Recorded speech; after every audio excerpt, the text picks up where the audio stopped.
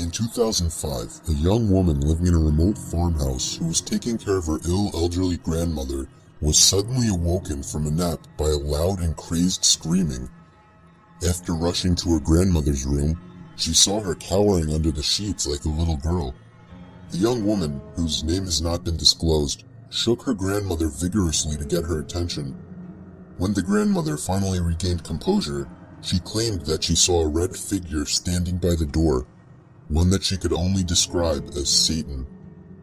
The grandmother stated that she has never hallucinated in her life, and that she knows what she saw was real.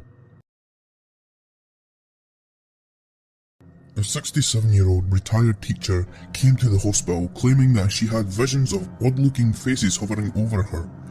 But she wasn't going crazy, and laboratory tests also ruled out two common culprits of hallucination: infection and drug interactions. In fact, the patient and her family were so concerned in the days before she came to the hospital, they asked a priest about performing an exorcism. The woman drew a picture of what she saw. The faces had large teeth, eyes and ears, and a horizontally elongated shape like a football. It was determined that the woman had a condition called Charles Bonnet syndrome. Patients with the syndrome may see small people and animals, bright moving shapes, or distorted faces. These hallucinations are purely visual. No sounds accompany them. In 1995, a man named Toma Cariata had just recently lost his mother to cancer.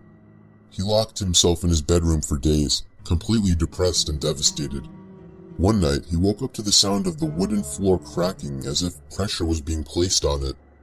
He looked up and saw his mother standing by the doorway watching him. His screams were so loud that his neighbors called the police, who were the ones who got this information off of him. Doctors found nothing wrong with him that would normally cause for hallucinations. As far as anybody knows, he hasn't seen her since.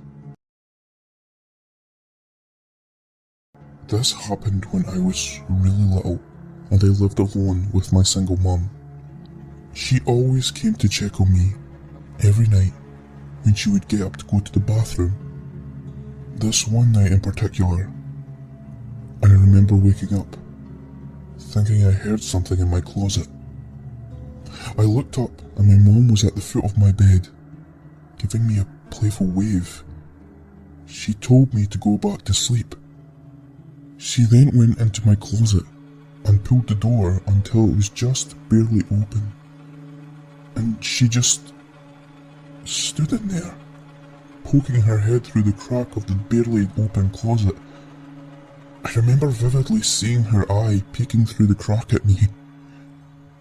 I laughed like any little kid would do in that situation, and then fell asleep moments later.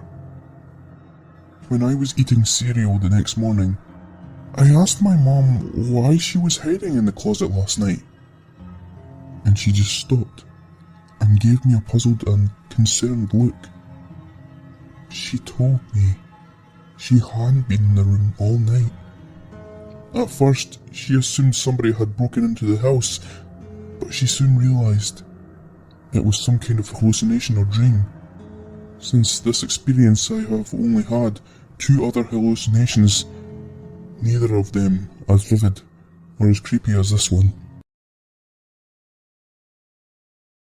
I used to be a trucker and would do a lot of late night runs. I usually had my coffee to keep me going through the night, and even then it would still be tough.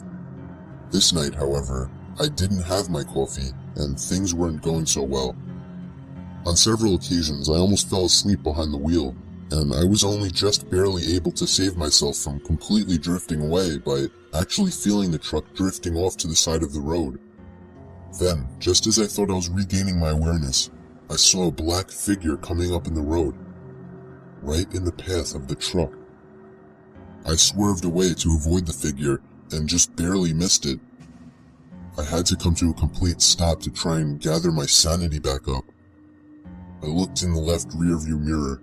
The figure was still standing in the middle of the road.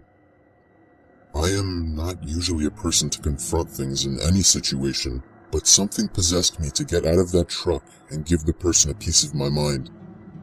But when I got out of the truck, there was nobody there.